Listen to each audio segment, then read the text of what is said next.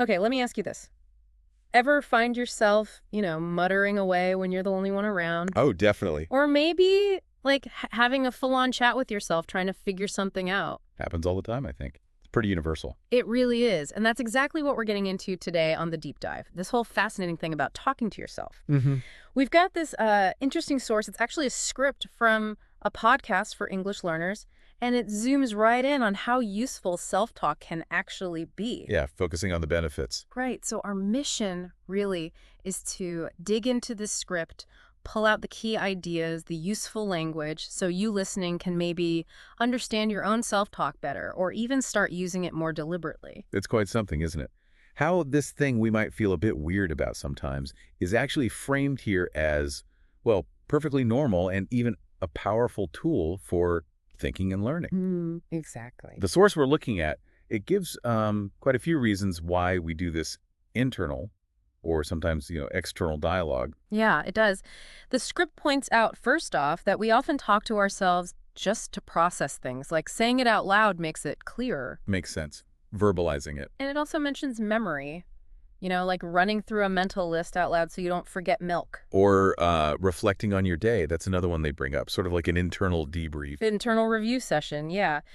And because the source is for English learners, it really highlights self-talk as a way to, well, practice speaking English. Which is a really practical application for that audience. So it's definitely not just like random mental chatter. It seems to have some real cognitive jobs, doesn't it? Absolutely. And if you think about just basic cognitive function, it clicks, right?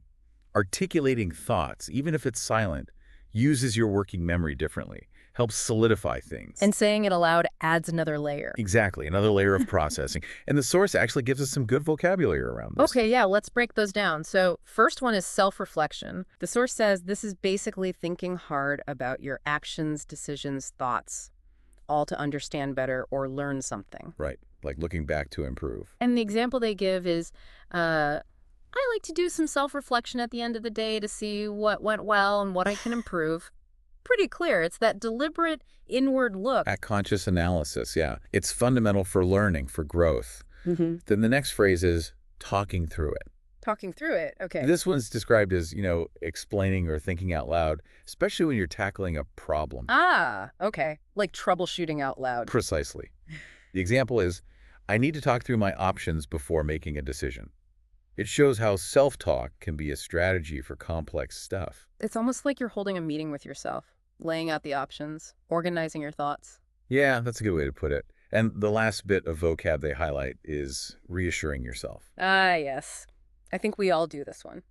I would think so. It's saying things to make yourself feel better, right? Yeah. When you're stressed or unsure. Totally. The example nails it. It's okay. Everything will work out. I'm doing my best. That little internal pep talk. We definitely need that sometimes. And what's neat is how these terms aren't just abstract ideas, they show up in everyday situations. The source gives this really relatable example. Right. The person one scenario.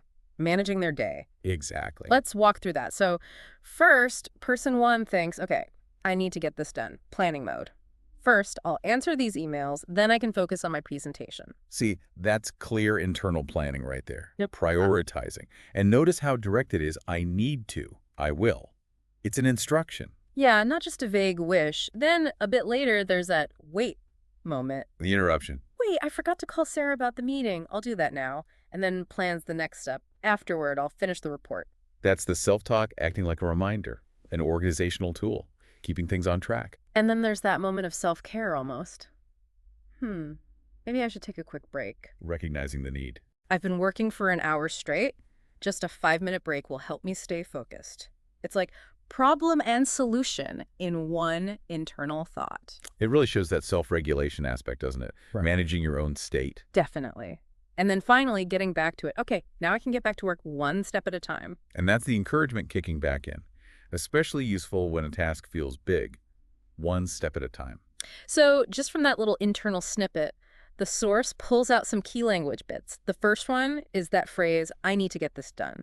They point out it's just a direct reminder of a task. Simple, but it works. Yeah, a very concise internal prompt reinforces the intention. Then there's, I'll do that now. Right. Decisive. Exactly.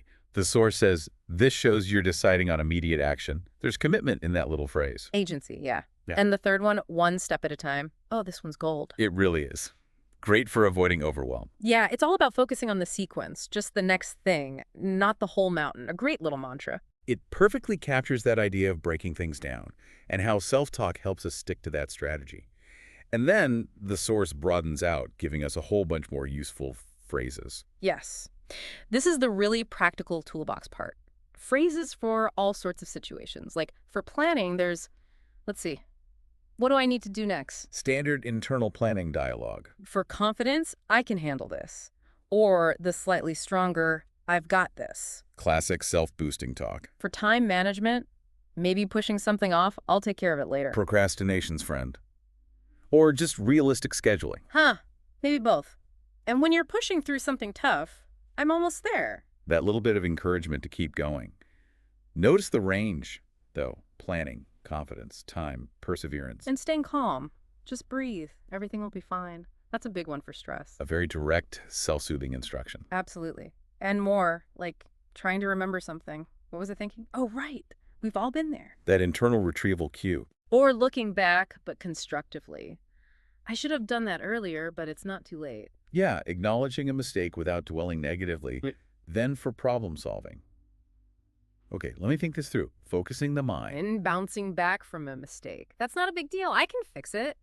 Resilience talk. Crucial. Eh. And finally, just maintaining morale. I need to stay positive. It's quite a comprehensive list, isn't it? It covers so many cognitive and emotional bases. It really does. It shows just how versatile self-talk can be in helping us manage No. life. And then the source cleverly loops back to the person one dialogue. Right. They suggest revisiting it, and now you can really hear those specific phrases in action, understand their context better. Which is smart, pedagogically. Hearing them used again helps cement them. You start thinking, oh, I could use that phrase when. Yeah, it makes it more concrete. And then they tie it very directly back to the language learning angle. Which makes perfect sense given the original audience for the script. Exactly. It explicitly says, if you're learning English, go ahead and practice talking out loud, even if you're alone. Don't be shy about it. Right, because it can really boost your fluency and make you feel more confident speaking. It's like having a free, always available, zero judgment practice partner. Totally. You can try out phrasing, work on pronunciation. Build that muscle memory Mm-hmm. for speaking the language. It makes it feel less foreign, more natural over time. It's a safe space.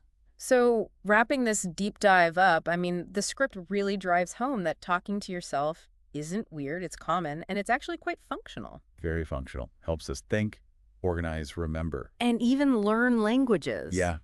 So thinking back to where we started, this everyday habit, it's clearly more than just background noise. It seems like a tool we can actually, use Mm-hmm. consciously. Right.